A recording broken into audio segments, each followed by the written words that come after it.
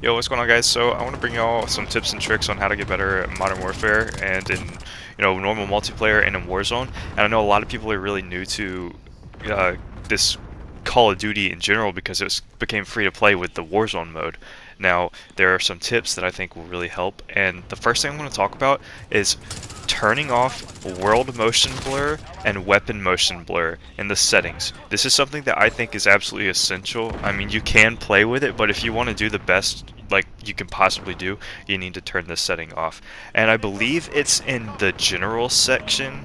I turned this off literally the first day. I was like, I cannot play with this, and I searched online and was like, can you turn it off, and found out you could. And so after the first day of having the game, I fixed that, and I saw pretty much everybody does it as well because it's really annoying. I mean, yeah, it's like realism, but you're playing Call of Duty. You're not looking for a super immersive experience most of the time. I mean, at least from the people I know, that's not who or like what we're trying to do. So yeah, I highly recommend turning that stuff off. It will make your gameplay experience 100 times better if you haven't done it already, and especially for you people that are new to this game with that Warzone just came out, I highly recommend it.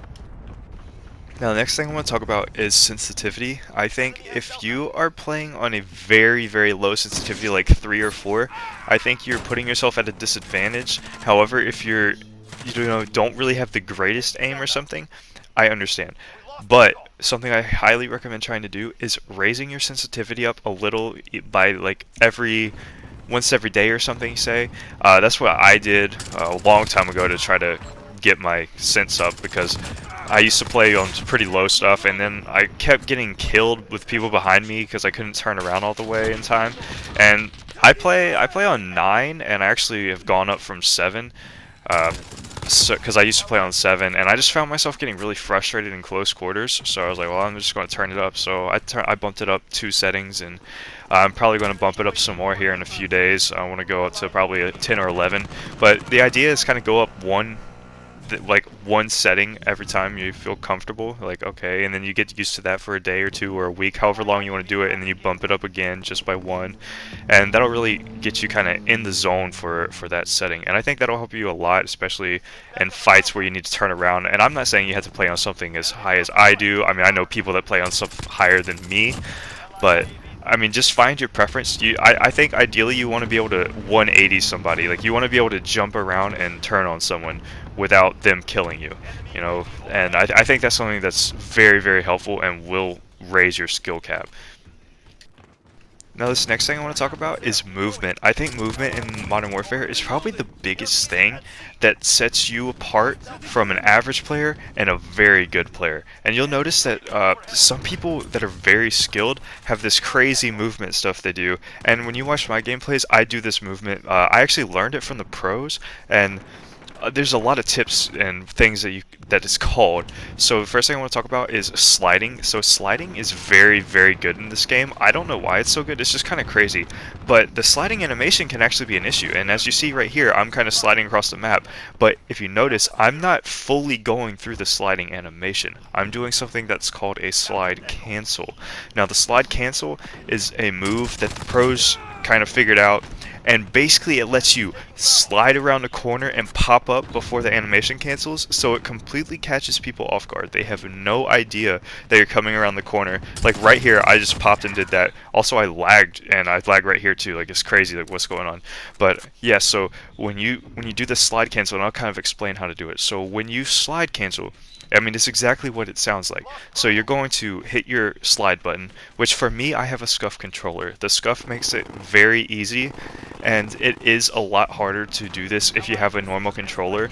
If you have an Xbox Elite controller with the paddles, I think SCUF makes it, then you can do this as well. But you can also do this if you play Claw or something, or if you're just a complete freak with like reactions. I guess you could do it with a normal controller. But what you want to do, you want to initiate your slide, and as you're sliding, you want to cancel it. And how you cancel it is you tap the jump button. So for me, my jump button is X, and on my SCUF controller, it's a paddle. So all you do is slide and then tap your jump button. You don't hit it twice, you don't do that. You just have to slide around the corner and hit it once. And this will cancel the animation, and it will practically eliminate the sprint out time, or like the it's kind of like an aim up time. I don't exactly know how to describe it. There's some videos on this like very in depth, and you could definitely watch them. Just type in slide canceling. It's kind of been nerfed a little bit. They did some modifications to it because it used to be extremely good. I mean, you used to just be able to fly around a corner and just catch everybody by surprise. And it's not as good as it was, but it's still much better. And you know, I highly recommend learning how to do this. And like I said, you slide and then you tap your jump button. Alright, and try this in a private match or something. I literally, like, I learned it from this pro player. His name is Attach, and you just like go in a private match and just consistently do it over and over. You know, slide, then tap jump, slide, then tap jump, and you tap jump before you finish the sliding animation. And you can do this around corners. You can do this around all sorts of stuff. And I highly recommend learning how to do this. It'll help you so much. Next, I want to talk about utilizing the jump feature. The jump feature is really good in this game, and what you can do is you can like jump around corners and catch people by surprise. And this is something that's really good because if you don't have a scuff controller, this move is a lot easier than the slide cancel. I still do this sometimes, but I find that it throws me off a little bit more since I've learned how to slide cancel. It kind of messes up my aim just a little bit, and you can kind of predict it more, and people, like, because when you land you kind of are slowed down a little bit, but you can still get people by surprise. So basically, if you're playing on a normal controller, you just jump around a corner before you enter it, or wherever you're going, and turn to your right or turn to your left, and you'll really catch people by surprise. And it's very helpful, especially if you have a normal controller, like I said. So, you know, if you play Claw, this will help. You know, Claw is kind of weird. A lot of people don't really enjoy Claw. I can't really do it, but before I got a scuff controller, I would actually do this. And when I knew I was going to go around a corner, I would switch to Claw just so I could tap my jump button and go around. And I mean, after a little while of doing that, I just kind of realized I was like, I can't do this anymore. This is really frustrating. So I got the scuff, and it's been, you know, a game changer ever since. Which I highly recommend getting that. Save some of your money up or something, because it'll make your experience way better. Now, something that I think is great and is also bad is the double sprint feature. It's very taxing on your thumb, especially if you've been playing for a while or something. And in like Warzone, as much as you run in that mode, double sprint is hard. But say in multiplayer, you got to understand when to use double sprint and when to not use double sprint, because if you're using it, you have a slower aim down sight and sprint out time unless you're using attachments to help that.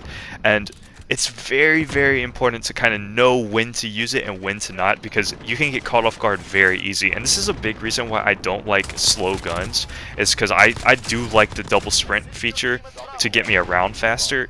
But that's just in this game. I wish it wasn't really in here and you didn't have to do all this, but it's something that is very, you know, you got to understand how to use it. You got to figure out when the best time to use it is and all this stuff.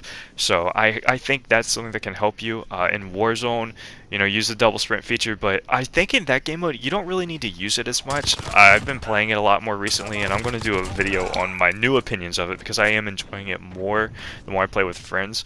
However, you gotta, like, if you're committed to double sprinting every time and everywhere you go, and that, your thumb is going to be hurting. At least from my experience. Like, I just, when I'm running across big open fields, I'm just like, you know what, I hope I don't get sniped, because I am not slapping this stick every 4 seconds. It's super annoying. But yeah, so that's another tip for me. You know, use your double sprint wisely and know when people are going to be around you. The last thing I want to talk about in this video is going to be your ideal weapon setups, and something I think is very important is maintaining a balance between accuracy, speed, and range. If you have a gun that's set up for extreme close range, it's going to be very wild, it's not going to have great recoil control, you're going to be all over the place, and it's going to be kind of annoying to deal with at some points. I mean, up close is great, but when you get to any distance, you know, it can be sort of frustrating. But making a class that's super slow, you know, with the longest barrels, the biggest suppressors, the slowest ADS attachments, you know, adding a sight, that's also not good, because you're not going to be good in close range. You might melt people at distance, but up close is going to be very tough to deal with.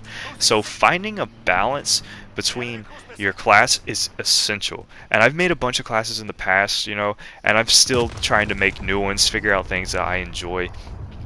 And there's so many different options to do, and I highly recommend just, you know, throwing some different things on there, experimenting. Don't always use the same setup. You know, if it seems like you get a slow aim time, try something new. I've made a bunch of classes in the past that I don't even use anymore, but then you have some classes that are so good that you just keep using them forever.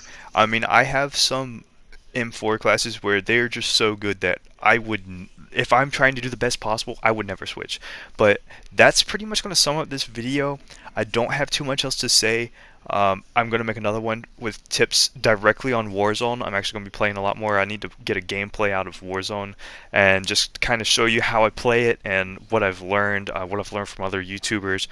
And, you know, that's pretty much it. Take these tips and kind of use them in your games, and, you know, that's it. Thanks for watching. Appreciate it.